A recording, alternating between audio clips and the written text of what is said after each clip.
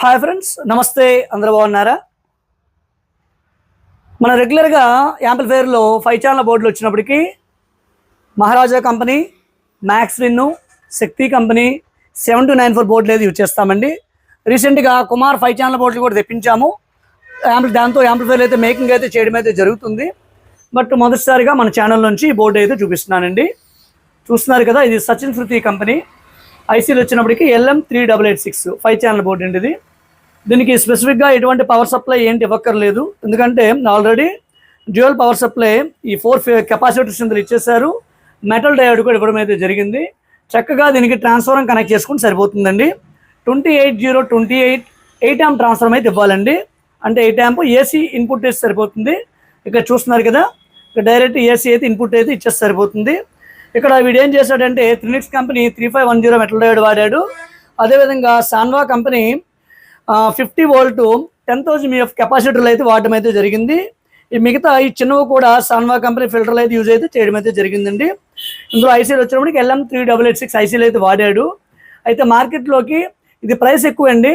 మరి ఇది వాడటం అంటే కొంచెం ఇబ్బంది, అంత రేట్లలో పెట్టలేరు కాబట్టి దీనికి సబ్స్టిట్యూట్గా 7294 బోర్డు అయితే మార్కెట్లో దించడం అయితే జరిగింది. చూస్తున్నారు కదా, మనం కూడా చాలా సెట్లలో ఇవైతే వాడామండి. 7294 బోర్డులు పెర్ ఛానల్ 100 వాట్ వరకు వస్తుంది. ప్రక్కగా చూస్తే ఈ వ్యత్యాసం చూస్తే ఎంత ఉందో. ఇది చాలా చిన్నగా ఉంది, ఇది చాలా పెద్దగా ఉంది. బోర్డు పెద్దగా ఉంది, అవుట్పుట్ ఎక్కువగా వస్తుందా అంటే అక్కడ చెప్పడానికి ఏమీ లేదండి. ఎందుకంటే వచ్చే అవుట్పుట్ అనేది సాలిడ్గా వస్తుంది, లైఫ్ అనేది బాగా వస్తుందండి. ఎగ్జాంపుల్ ఇప్పుడు మీకు చూపించాను నేను. ఈ బోర్డు మనకి లైఫ్ అనేది ఒక 2 ఇయర్స్ వచ్చింది, లేదా 3 ఇయర్స్ వచ్చింది అనుకోండి. ఇది లైఫ్ అనేది కనీసం ఒక 10 ఇయర్స్ 10 సంవత్సరాల లైఫ్ అయితే ఇది ఉంటుందండి. చాలా మంచి క్వాలిటీ అవుట్పుట్ వస్తుంది. ఇది పెర్ ఛానల్ వచ్చినప్పటికీ 8 ohms మీద 68 వాట్ అవుట్పుట్ అయితే వస్తుందండి. అంటే 5 ఛానల్ 68 వాట్ అయితే వస్తుంది. ఇక పవర్ సప్లై ఎంత ఇవ్వాలంటే దీనికి అంటే running power supply 28028 8 amp power supply అయితే ఇవ్వాల్సి ఉంటుందండి. సో ఈ విధంగా ఉంటుంది ఈ బోర్డు అనేది.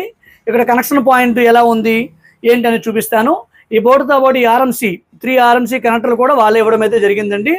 ఈ పెద్ద కనెక్టర్ ఏ విధంగా ఎక్కడ పనిచేస్తుందంటే చూస్తున్నారు కదా, ఇది స్పీకర్ అవుట్పుట్. అంటే front left, front right, surround left, surround right, centre output అయితే ఇవ్వడం అయితే జరుగుతుంది.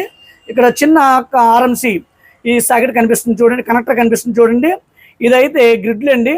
FL/FR, SL/SR centre. ఈ గ్రిడ్లో అయితే డైరెక్ట్ రిమోట్ కిట్ నుండి దీనికి ఇచ్చేయవచ్చు. సో ఇక్కడ మరొకటి కనిపిస్తుంది చూడండి, ఇక్కడ 35 గ్రౌండ్ 35 -35 గ్రౌండ్ +35 కనిపిస్తుందా? చూస్తున్నారు కదా. ఇదైతే డైరెక్ట్గా దీని నుంచి ఎనదర్ బోర్డు కనెక్ట్ చేసుకోవడానికి, సప్రియాం బోర్డు కనెక్ట్ చేసుకోవడం, డ్యూయల్ పవర్ సప్లై సప్రియాం బోర్డు కనెక్ట్ చేసుకోవడానికి ఇది పనిచేస్తుంది. ఈ విధంగా సచిన్ శృతి కంపెనీ బోర్డు అయితే ఉంటుందండి. ది బెస్ట్ అంటే బెస్ట్. అంటే వచ్చే వాటేజ్ 68 వాట్, మనకి వాటేజ్ తక్కువ వచ్చినప్పుడు కూడా అవుట్పుట్ అనేది చాలా క్లియర్గా చాలా బాగా వస్తుందండి. మనం వాడే జిప్ కంపెనీ స్పీకర్లకి చక్కగా సరిపోతుందండి. జనరల్గా నేను ఎలా యూజ్ చేస్తానంటే, ఇది ఇప్పుడు వెంకట గారికి మనం ఒక 7 ఛానల్ యాంప్ మేక్ చేస్తున్నామండి. సబ్ యాంప్ వేరేగా ఇస్తున్నాము, 7.1 ఛానల్ 7 ఛానల్ యాంప్ వేరేగా ఇస్తున్నాము. ఈ 7 ఛానల్ యాంప్ వచ్చినప్పటికీ ఫ్రంట్ లెఫ్ట్, ఫ్రంట్ రైట్కి కుమార్ స్టీరియో తీసుకుంటున్నామండి. ఎందుకంటే ఆయన టవర్స్ ఇస్తున్నాయి కాబట్టి కుమార్ స్టీరియో తీసుకుంటున్నాము. ఇక surround left, surround right, rear left, rear right, centre, ఈ 5 ఛానల్కి బోర్డు అయితే ఇస్తున్నాము. చాలా అంటే చాలా చక్కగా మంచి సాలిడ్గా బోర్డు అనేది ఉంటుంది. యాంప్లిఫైయర్ మొత్తం మేక్ చేశాక సౌండ్ టెస్టింగ్ అనేది బోర్డు ఏ విధంగా వస్తుంది ఏంటనేది మీకు నేను చూపిస్తాను.